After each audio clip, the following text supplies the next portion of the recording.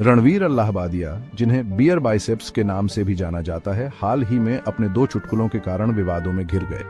पहला चुटकुला एक गंभीर विषय अनाचार पर आधारित था जो लोगों को असहज करने वाला था। दूसरा चुटकुला केरल की साक्षरता दर पर था, जिसे बहुत से लोग असंवेदनशील और अपमानजनक मानते थे। चुटकुलों का उद्देश्य हंसाना होता है, लेकिन जब वे किसी समुदाय या संवेदनशील मुद्दे का मजाक उड़ाते हैं तो वे हानिकारक और आपत्तिजनक हो जाते हैं। रणवीर के चुटकुले भी इसी श्रेणी में आते हैं। रणवीर के चुटकुलों ने कई लोगों को नाराज किया क्योंकि उन्होंने एक ऐसी रेखा पार कर दी थी जो कॉमेडी और असंवेदनशीलता के बीच होती है। यह घटना एक बार फिर इस बहस को जन्म देती है कि कॉमेडी की सीमाएं क्या होनी चाहिए और क्या हंसी के नाम पर सब कुछ जायज है। जैसे ही रणवीर के चुटकुले वाले वीडियो क्लिप सोशल मीडिया पर वायरल हुए, वैसे ही लोगों ने अपनी नाराजगी व्यक्त करना शुरू कर दिया। ट्विटर, इंस्टाग्राम और फेसबुक जैसे प्लेटफॉर्म पर लोगों ने रणवीर की कड़ी आलोचना की। बहुत से लोगों ने रणवीर के चुटकुलों को घृणित और अस्वीकार्य बताया। लोगों ने उन्हें रद्द करने #कैंसल रणवीर अल्लाहबादिया की मांग की। सोशल मीडिया पर आई प्रतिक्रियाओं से यह स्पष्ट होता है कि आज का दर्शक असंवेदनशील और आपत्तिजनक सामग्री को बर्दाश्त नहीं करेगा। विवाद बढ़ने पर रणवीर अल्लाहबादिया और शो के होस्ट समय रैना ने माफी मांगी। रणवीर ने स्वीकार किया कि उनके चुटकुले अनुचित थे और उन्होंने कहा कि कॉमेडी उनका मजबूत पक्ष नहीं है। समय रैना ने भी सफाई दी कि शो का उद्देश्य किसी को ठेस पहुंचाना नहीं था। हालांकि कई लोगों को उनकी माफी सच्ची नहीं लगी और उन्होंने इसे केवल नुकसान नियंत्रण की रणनीति बताया। रणवीर अल्लाहबादिया का विवाद इस बात पर प्रकाश डालता है कि आज के दौर में जहां सोशल मीडिया का प्रभाव बहुत ज्यादा है, वहां कंटेंट क्रिएटर्स की क्या जिम्मेदारी बनती है। क्या हंसी के नाम पर सब कुछ जायज है? क्या कॉमेडी की कोई सीमा होनी चाहिए? ये कुछ ऐसे सवाल हैं जिन पर हमें गंभीरता से विचार करने की जरूरत है। हमें यह याद रखना होगा कि शब्दों में बहुत ताकत होती है और एक गलत शब्द या वाक्य भी किसी को गहराई से आहत कर सकता है।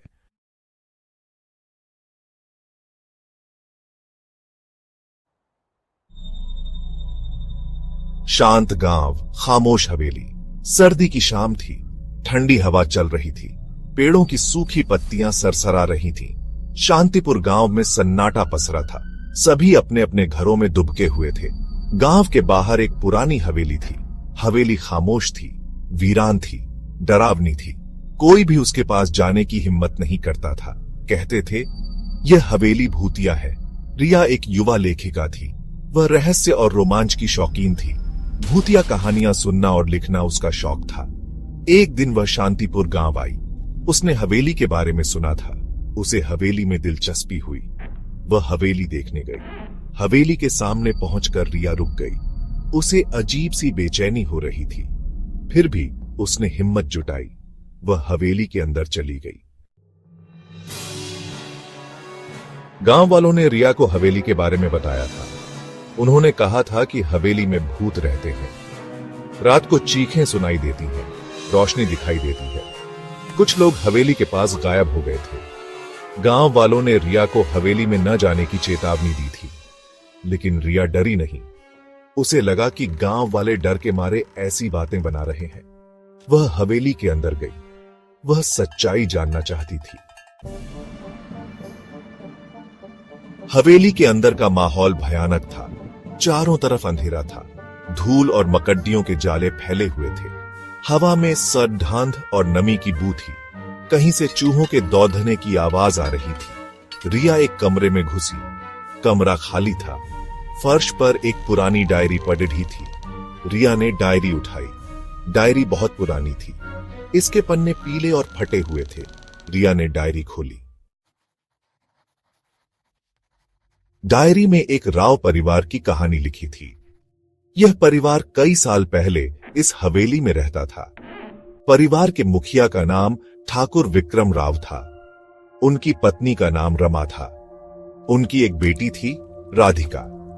डायरी में लिखा था कि ठाकुर विक्रम राव एक क्रूर और लालची व्यक्ति थे। वह गांव वालों पर अत्याचार करते थे। उन्होंने अपनी बेटी राधिका का ब्याह एक अमीर लेकिन बूढ़े व्यक्ति से करने का फैसला किया। राधिका इस विवाह से खुश नहीं थी। उसने विद्रोह किया। इसके बाद क्या हुआ, यह डायरी में नहीं लिखा था। रिया ने डायरी पढ़ी। उसे समझ आ गया कि हवेली में क्या हुआ होगा। उसे राधिका पर तरस आया। उसने तय किया कि वह इस मामले की तह तक जाएगी। वह पुलिस के पास गई। उसने पुलिस को डायरी और अपनी बात बताई। पुलिस ने हवेली की तलाशी ली। उन्हें हवेली के पीछे एक कुआं मिला। कुएं से 3 कंकाल मिले। पुलिस को शक हुआ कि यह कंकाल ठाकुर विक्रम राव, उनकी पत्नी और बेटी के हैं। पुलिस ने जांच की। जांच में पता चला कि ठाकुर विक्रम राव ने ही अपनी पत्नी और बेटी की हत्या की थी। सच्चाई सामने आने के बाद गांव वालों को अपनी गलती का एहसास हुआ। उन्होंने राधिका की आत्मा से माफी मांगी। उन्होंने राधिका की याद में एक मंदिर बनवाया।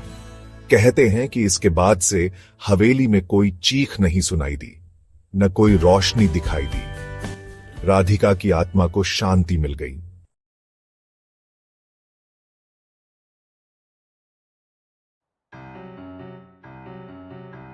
गांव के ऊपर एक पहाड़ी पर एक पुराना हवेली खड़ा था। सुनसान, वीरान।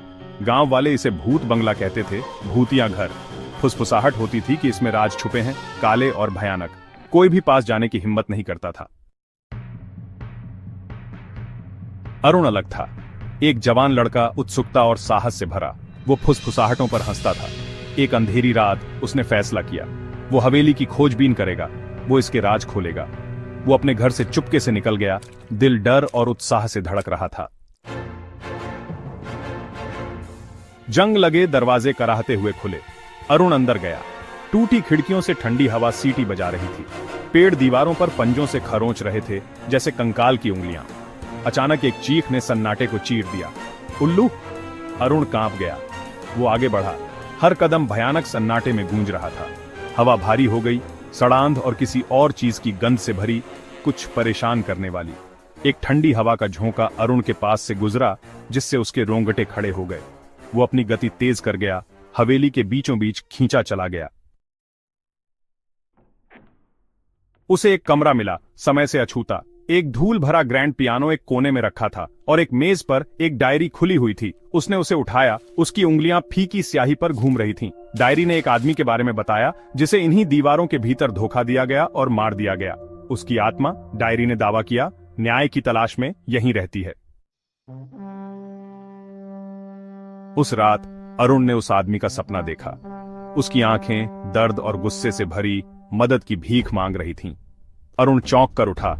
आदमी की गुहार उसके कानों में गूंज रही थी। वो जानता था कि उसे क्या करना है। उसे फंसी हुई आत्मा को शांति पाने में मदद करनी है। अगले दिन अरुण गांव के सबसे बुजुर्ग व्यक्ति, गांव के मुखिया के पास गया। उसने उसे डायरी, भूत और न्याय की उसकी याचना के बारे में बताया। बूढ़े ने ध्यान से सुना। उसका झुर्रीदार चेहरा चिंता से भर गया। मुखिया कहानी जानता था। उसने बताया कि उस आदमी पर गांव से चोरी करने का झूठा आरोप लगाया गया था। अरुण और मुखिया ने मिलकर आदमी की बेगुनाही के सबूत पेश किए। गांव वालों ने सुना, हैरान और शर्मिंदा। गांव में पछतावे की लहर दौड़ गई। उस रात अरुण हवेली लौट आया।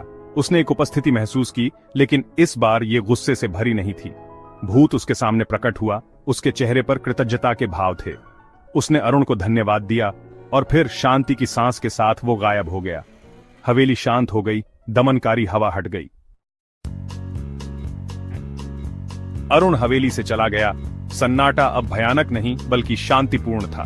उसने अपने डर का सामना किया था और एक परेशान आत्मा को शांति पाने में मदद की थी। उसने सीखा था कि कभी कभी सबसे बहादुर काम अनजान का सामना करना होता है और भूत भी न्याय का मौका पाने के हकदार होते हैं। उस दिन से फुसफुसाहट बंद हो गई। हवेली पहाड़ी पर खड़ी थी, अतीत की एक खामोश याद और उस लड़के की जो इसके राज खोलने की हिम्मत करता था।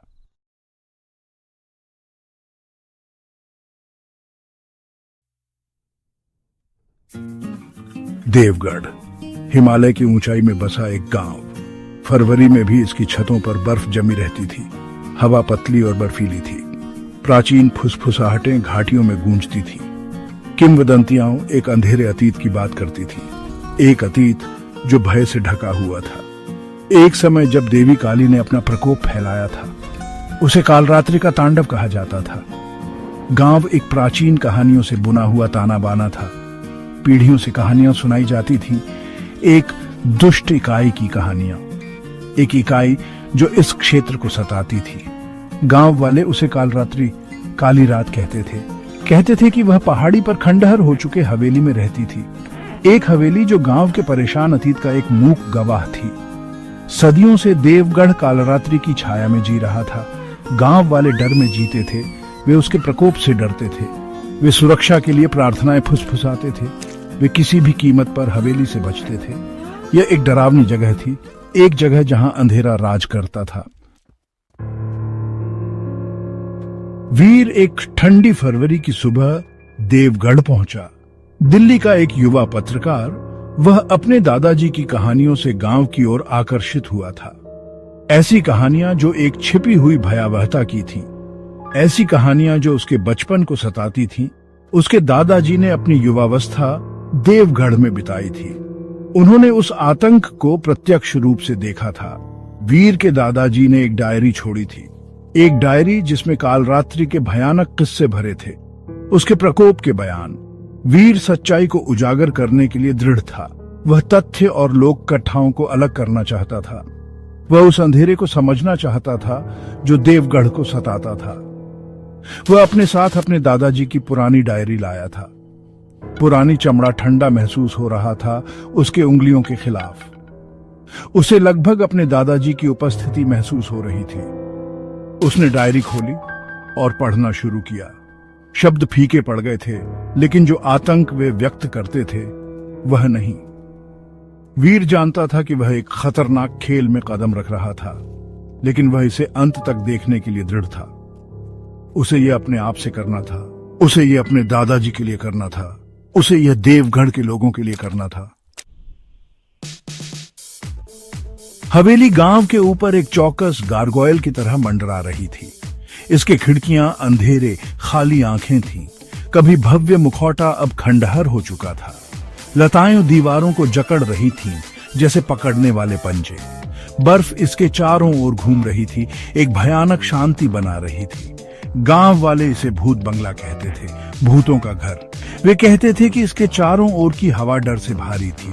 वे अजीब रोशनी और ध्वनियों की बात करते थे। वे कहते थे कि कालरात्रि के शिकारों की आत्माएं अभी भी गलियारों में घूमती हैं। मैं पहाड़ी के तल पर खड़ा था। ठंड में मेरी सांस धुंधला रही थी। मुझे एक सिहरन महसूस हो रही थी जो ठंडी पहाड़ी हवा से परे थी। यह एक सिहरन थी जो मेरी हड्डियों में गहराई तक बस गई थी। मैं जानता था कि मैं किसी प्राचीन और दुष्ट चीज के किनारे पर खड़ा हूं। मैंने हवेली की ओर देखा। इसका सिलहूट धूसर आकाश के खिलाफ स्पष्ट था। मैं जानता था कि मुझे अंदर जाना होगा। मुझे उस अंधेरे का सामना करना होगा जो भीतर छिपा था। वीर ने देवगढ़ में अपने पहले कुछ दिन गांव वालों से बात करने में बिताए। वह उनकी कहानियां, उनके डर सुनता था। हर कहानी ने कालरात्रि की किंवदंती में एक नया डर का परत जोड़ा। वे उसे धीमी आवाज में बोलते थे। उनकी आंखें हवेली की ओर डर से देखती थी। श्याम चाचा, जिनका चेहरा झुर्रियों से भरा हुआ था, ने उस रात का वर्णन किया जब कालरात्रि ने उनके गांव पर हमला किया था। उन्होंने रक्त कुंठित चीखों और हफ्तों तक बनी रहने वाली मौत की बदबू के बारे में बात की। उनकी आवाज कांप रही थी जब उन्होंने देवी के राक्षसी रूप का वर्णन किया। एक युवा महिला, उसकी आंखों में आतंक भरा हुआ था, ने अपनी दादी के कालरात्रि से मिले अनुभव के बारे में बताया। उसने अपनी आंखों से दानव को देखा था, क्रोध और विनाश का एक भयानक दृश्य। उसकी याददाश्त अभी भी उसके परिवार को सताती थी। हर कहानी, हर डर की फुसफुसाहट वीर के संकल्प को मजबूत करती गई। वह जानता था कि वह डर को अपने ऊपर हावी नहीं होने दे सकता। उसे मजबूत रहना था, अपने लिए और उन गांव वालों के लिए जिन्होंने इतने लंबे समय तक चुपचाप सहा था।